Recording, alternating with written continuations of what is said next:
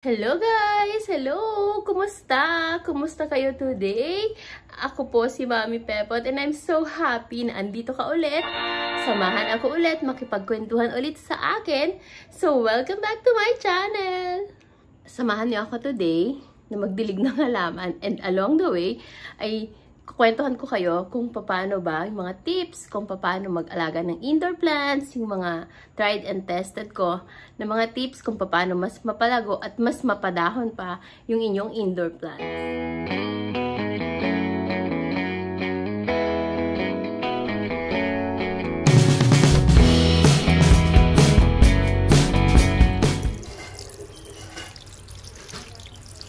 Any plant expert will tell you na isa sa pinaka-importanteng part ng paghahalaman is pagdidilig talaga. So, it's very important na you don't overwater and you don't underwater. So, ang aking tip kapag sa watering ay very simple lang naman when you're kapag nag-water kayo, huwag kayong magwa-water sa especially yung mga tropical plants na ganyan yung leaf, yung ganyan yung stem nila kasi they retain water. So, very watery itong leaves nila. So, kapag nag-water kayo, huwag diretso sa area na to. Kapag nag-water kayo, sa gilid-gilid lang nung pots niya or nung plant niya. It also helps kasi when you're watering on that area, mas less yung chance na magkaroon kayo ng root rot. And also, yung mga roots ng plants niyo, mas malaki yung chance na mag-grow pa sila kasi they're looking for, they're reaching for the water source eh. So,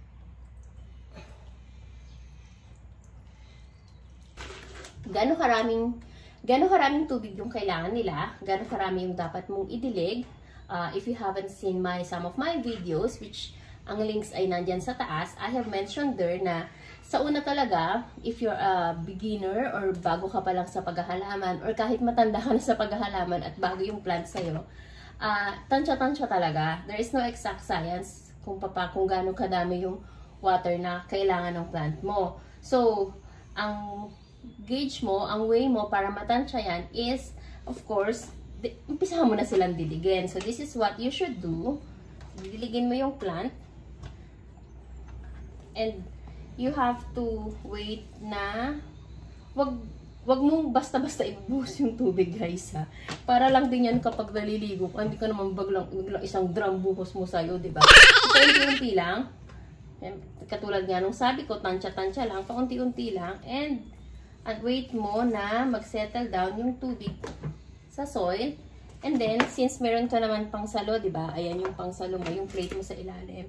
Kapag lumalabas na yung water doon, ibig sabihin that is enough already.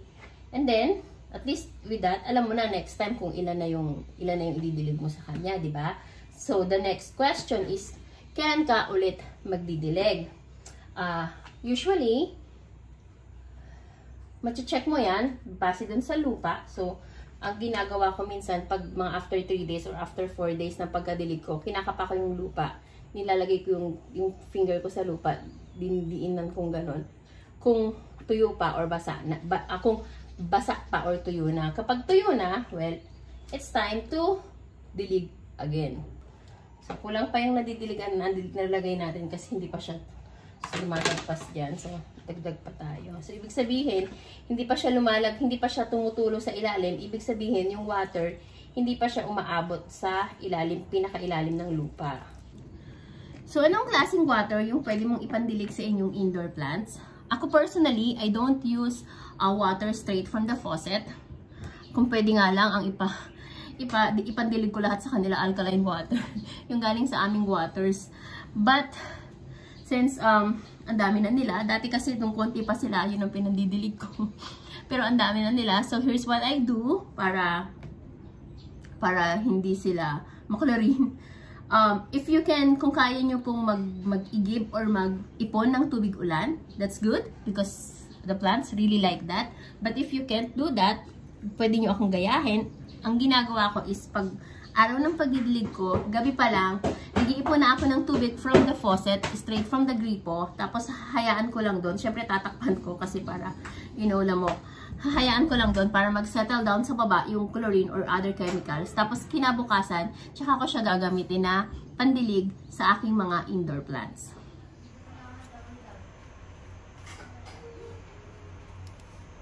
So, what can you do with indoor plants na meron ng mga damaged leaves, kagaya nito, or nito? What I do is, I always cut it. So, here's one thing that you should always remember kapag gagamit kayo ng gunting or kapag magka-cut kayo sa plants ninyo is, always sanitize your gunting. So, sabunin mong maigi para siguradong wala siyang microorganisms that could infect your plant. When it comes to sa pagpapakintab ng mga leaves ng inyong mga indoor house plants, what you need to remember is it's not important, hindi siya ganun ka-importante na sobrang kintab nung leaves ng plant mo. What you need to remember is you have to keep it away from dust. So, dapat punasan nyo pa rin from time to time. And always use malinis na basahan kapag nagpupunas kayo ng leaves nyo. Kasi kapag yung leaves ng plants ninyo ay napuno ng dust, mas mahihirapan silang mag-absorb ng light, mas mahihirapan silang mag-absorb ng carbon dioxide, which they need to make their own food. Importante ba na naaarawan yung plants mo, yung indoor plants mo? You know, they're called indoor plants because they do not rely heavily on, hindi nila kailangan ng direct sunlight in order to thrive, in order to live. Hindi nila kailangan ng direct sunlight. Basta maliwanag lang, okay na sila doon. If you're very concerned about that, kung sa tingin mo, kailangan ng plants mo ang araw, you can do so. Pwede mo silang paarawan, pero sa umaga lang. Like, once a week, pwede mo silang ilabas, 30 minutes a day, 30 minutes, mo silang paarawan, yung araw ng mga 7 to 8, 7 to 9 na yan. Pero pagdating ng mga 9 or 10 na sobrang init na, ipasok mo na agad yung plants mo or ilagay mo na sa silong because they do not like yung sobrang liwanag talaga, nasisilaw talaga sila. So, yeah, your indoor plants can thrive without sunlight. So, when it comes to white pots or ceramic pots or babasagin na pots, this is what I can advise you, especially yung mga bago-bago pa lang at naglo-looking for plants na nakatanim sa white pots. Guys, huwag kayong maghanap ng ganon kasi mas mahihirapan kayo in the long run. So, kung kagaya nito, ang ginagawa ko is, meron akong babasagin na pot, tapos yung mga halaman, nakatanim siya sa plastic pot. So, ayan. So, if there will come a time na gusto mo silang ilabas, gusto mo silang palitan, tanggalin mo lang yung halaman, diba? Palitan mo ng bago. So, hindi ka mahihirapan magbuhat-buhat. At the same time, yung plant mo, hindi rin mahihirapan sa pag dumating yung time na kailangan mo na silang i-repot kasi malaki na yung plant mo and maliit yung babasagin mo na pot. So, medyo challenging po yun, guys, kung paano mo sila i-repot kasi una-una, mabigat syempre yung babasagin na pot. Tapos, paano mo, anong tawag dito? Hindi rin siya katulad ng plastic kasi with the plastic, pwede mong medyo galaw-galawin para lumuwag yung soil. But with the babasagin pot, parang ang best option mo talaga dyan is basagin na lang yung pot para mailipat sila sa mas malaki pa na pot. Uga? Nakakatawa ka talaga. Oh, usapang-usapan with the halaman. So, importante ba na kinakausap mo yung halaman mo, kinakantahan mo yung halaman mo, nakikipag-interact ka sa halaman mo. So, it's important, guys, na ginagawa mo yun. More than the kausapin itself, more than yung maramdaman ng plants mo na you're taking care of them. Ang advantage kasi nun, kapag kinakausap mo yung halaman mo, is yung nire-release mo ng carbon dioxide na absorb nila. So, pagkakausapin mo yung pag nagdidilig kayo ng halaman mo at hindi ka naman yung tipo ng tao na talkative, pwede mo na lang silang hingahan. So, habang nagdidilig ka, pwede ka, hindi naman sila sensitive kung nakapag-toothbrush ka or hindi. So, ganun yung gagawin nyo. Kasi nga, as I have mentioned, in one of my videos, andyan po sa taas yung link, ang halaman po, ang isa sa mga kailangan nila para makagawa ng food nila is carbohydrates, carbon dioxide na inilalabas po natin. And, in return naman, nagre-release sila ng oxygen na kailangan naman natin. If you have indoor houseplants na for water propagation or nakalagay sa tubig, or if you're planning to do that, kasi maganda siya, mabilis mag-ugat yung plants kapag ganyan, especially if for pothos, gustong-gusto nila yan. And kahit itong Adansonia ay, ayan, ang bilis niya mag-ugat. Ano ko lang, lalagay ko lang nito 2 days, 3 days ago, and ang bilis nung paglago ng ugat niya. What you need to know here is you have to dagdag the water every time. Mali. Ano ba yun? Dagdag the water. Ang kailangan mo is always check on the water kung marami pa ba or konti na, kasi nag-evaporate yung tubig niyan. So dun sa panahon na magdidilig ka, check on them kung tama pa ba or sakto pa ba yung tubig nila, and then dagdagan mo kung hindi na. So, ngayon naman, merong mga nagtatanong, kailangan daw bang palitan yung tubig? Of course, kailangan mong palitan yan kapag madumi na sila or pag malabo na. Siyempre, ibig sabihin, sobrang dumi na ng water mo, kailangan mo na siyang palitan. What I do, kapag dinadagdagan ko sila ng tubig, meron akong mixture na dinadagdagan ko ng kaunting growth hormone para mas mapabilis pa yung paglago or pagdami ng roots nila.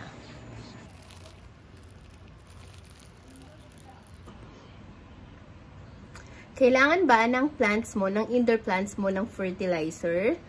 Your plants will tell you kung kailangan na niya ng fertilizer. Merong mga signs. So, ito yung isa sa mga signs na kailangan na nila. Yung kanilang leaves ay nagto-turn na into yellow. And it usually appears on the leaves na nasa baba. Ayan, yung mga mas matured na leaves, kasi sila yung usually nagsasuffer pag nagkukulangan na ng nutrients yung plants. Kasi ang nature ng plants is ibinibigay nila dun sa pinakabata yung kanilang nutrients or yung kanilang food. So, pag ganyan na yung itsura ng mga leaves ng mga indoor plants mo, kailangan mo na ng fertilizer. Anong fertilizer ang gagamitin mo? Ito yung ginagamit ni Mother Dear. Si Mother, sa kanyang plants, ang ginagawa niya is nagpa-fertilize siya every month. Tinutunaw niya to sa water. Pero based on my research, itong ganitong klaseng fertilizer ay slow releasing siya or paunti-unti silang nare-release dun sa soil. So usually, this is usually used mga every 6 months or every 4 months lang. So ang kanyang sukat ay depende sa laki ng paso or sa dami ng soil. So ang nakalagay dito is, ang isang scoop ay 10 grams. And for ornamentals, you need 4 scoop per square meter. So, sa tansya-tansya ko, this one is just 1/4 square meter or 1/2 square meter. So, we're going to use, light feeding lang tayo. So, we're going to use 4 scoops, 1 scoop lang para sa kanya, 1 to 2 scoops lang. How to use it, you just have to spread it sa soil. Then, using a clean and dry tool, i-mix mo lang ng kaunti dun sa soil para mapailalim siya dun sa soil. Tapos, didiligan mo yan after 2 days. Ano ba yung signs na thriving na yung plant mo, especially kung bago pa lang ikaw nag-aalaga ng plants and kabibili mo lang, tapos syempre nainip ka na after a week or natatakot ka, baka napatay mo yung plants mo, di ba? So, ito yung clear sign na thriving yung plant na nabili mo or na well-adjusted na yung plant na nabili mo is yung nagkakaroon na siya or sumusulpot na bagong tubo sa kanya, or nagkakaroon yung mga leaves na supposedly papabuka pa lang is bumubuka na siya paunti-unti. Yun ang sure sign na okay yung plants na bili mo or na nag-a-adopt na sila doon sa environment na meron ka sa bahay nyo. So, when it comes to repotting your plant or kung ilalagay mo na sa magandang pot yung iyong halaman na nakalagay sa nursery bag, o katulad nitong aking baby Monstera deliciosa from baby Monstera _PH sa Instagram.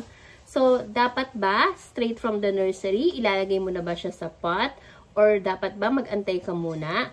So, what you can do is tanungin nyo yung pinagbilhan nyo kung dapat ba or pwede nyo na ba siyang ilipat sa isang maayos na paso. Katulad nito sa Baby Monstera _PH sa Instagram na nagpadala sa akin itong Baby Monstera. May kasama siyang care tips leaflet. Ayan. So, ang nakalagay dito, itong Baby Monstera, they like morning sun once a week for 30 minutes.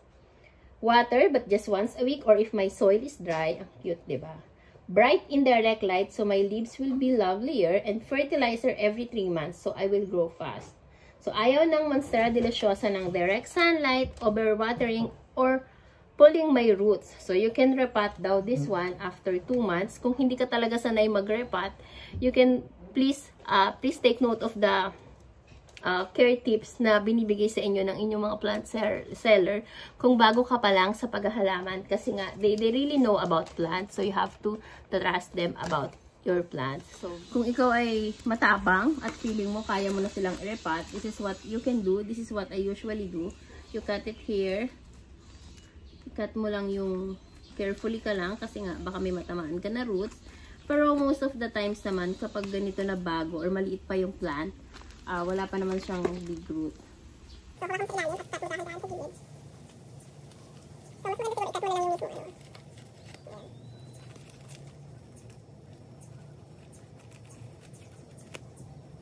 Para sigurado ka na yung roots ay lumulog. Or hindi mo mag-pull. So, here we are. And then, you remove that. Habang sapo-sapo mo siya.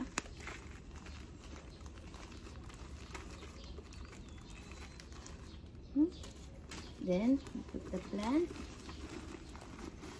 Then, since maliit lang naman kasi yung plant natin, so okay lang na dahan-dahan mo siya hilahin na pa ganyan.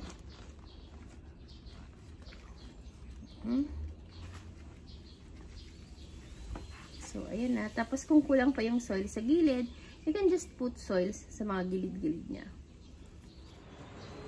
My last advice for this video para sa pag-indoor house plant is observe, observe, observe. Lagi ka lang mag-observe sa inyong mga plants. So, you know guys, wala namang exact science kung paano maging effective na plant mom, plant tita, plant tito, plant dad, halamoms, haladads. Wala namang exact science dyan. So, it's up to you. It's up to you kung paano mo mapapalago, paano mo mapapaganda yung iyong plants based on your experience din at sa pag-observe mo sa kanila.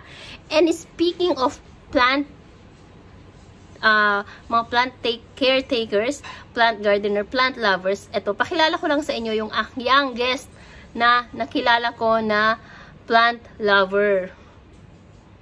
He's only 12. Nakakatuwa, diba? And even kids, they appreciate plants. You know guys, kasi talaga ang plants, it's not just for your health. Kasi diba, mapapalinis niya yung air that you breathe. So, mas maganda sa kalusugan mo. It's also good for your mental health. Kasi mas nababawasan yung stress mo. Nalilibang ka, nababawasan yung inip mo during this time. At mukha namang medyo magtatagal pa tayo na sa bahay.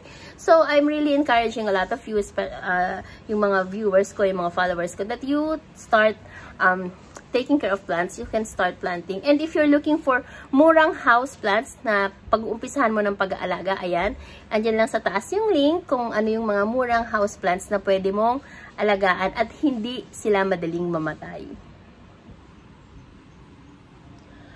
Huwag ka mainip kasi parang ikaw din naman, sabi ko nga, diba, parang ikaw din yung plants mo. It takes time talaga to grow. Especially, it takes time to adjust. Kagaya nga ng sabi ko kanina, diba, when it's you got it from a nursery, tapos lilipat sa bahay nyo. Syempre, it takes time to adjust. Parang ikaw din, diba, pag nagpupunta ka sa isang lugar, or pag meron kayong meet up yung mga friends, hindi ka naman basta-basta daldal agad. Minsan, meron ka ding warm up moment. So, ganun lang din yung mga plants. Nag-warm up lang din sila. So, just be patient with them. And you will see na in 1 and 2 weeks time, in 1 week's time, mag-start na sila magpakita sa inyo ng growth, and then you'd be happy. So, thank you for watching and thank you for being patient with me too. So, I hope marami kayong natutunan sa ating video today. I hope you will subscribe kasi marami pa tayong plant videos na darating. So, abang-abang kayo dyan. Click the notification bell para notified kayo kapag meron tayong new upload about plants. And yun namang mga mommy followers ko para pag meron tayong new upload about daily vlog and also mga mommy products that we review. So, again guys, thank you for watching. See you again soon.